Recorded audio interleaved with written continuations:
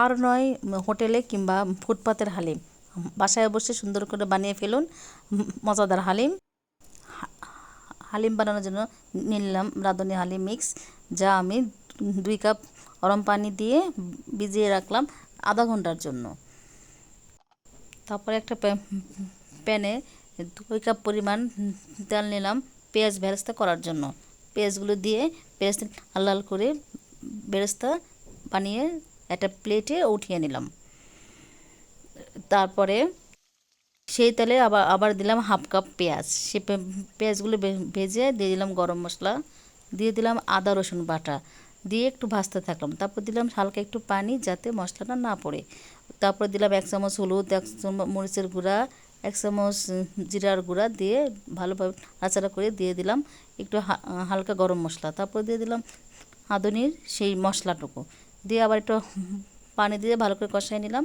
পরে দিয়ে দিলাম গরুর কিছু চর্বি ছিল, চর্বিগুলো দিয়ে একটু ঢেকে দিলাম। তারপর দিয়ে দিলাম গরুর হাড়গুলো, কারণ হাড় দিয়ে হালিম খেতে সেই মজা। কারণ হালিমে যত হাড় থাকবে তত মজা লাগবে। মাংসটা কষানো হলে আমি দিয়ে দিলাম একটা রাইস কুকারে।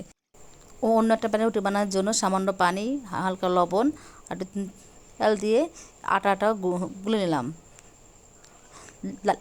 লাল গমের আটা, যা খেতে অনেক মজা। আটাগুলোর মধ্যে ছোটো ছোটো করে গোল্লা করে নিলাম রুটি বানানোর জন্য। তারপরে একটা গোল্লা নিয়ে সুন্দর করে রুটিটা আটার সাথে মিশিয়ে রুটিটা বেলে নিলাম। লাল আটার রুটি খেতে কিন্তু অনেক স্বাস্থ্যসম্মত।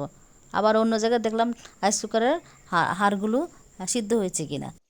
এই পর্যায়ে ভিজিয়ে রাখা রাঁধুনি হালিম মিক্সটা দিয়ে দিলাম রাইস কুকারে। তারপর দিয়ে দিলাম বাকি মশলা দিয়ে একটু নেড়ে চেড়ে আবার ঢেকে দিলাম। ঢাকনা উঠে আর একটু লবণ দিয়ে আবার নেড়ে চেড়ে আবার ঢেকে দিলাম।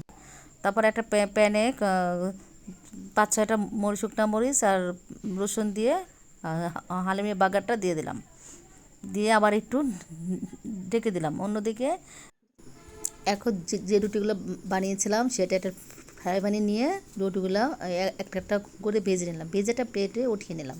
তারপরে হালিমটা বেড়ে একটা বাটিতে হালিমের উপরে কিছু পেঁয়াজের বেরেস্তা আর একটু টমাটোর কুচি আর ছড়িয়ে দিলাম, আর দিলাম আর সামান্য ধনেপাতা কুচি, আর হচ্ছে 2 পিস লেবু দিয়ে আর ওই প্লেটে রুটিগুলো সাজিয়ে নিয়ে মজা করে খেলাম হালিম দিয়ে রুটি।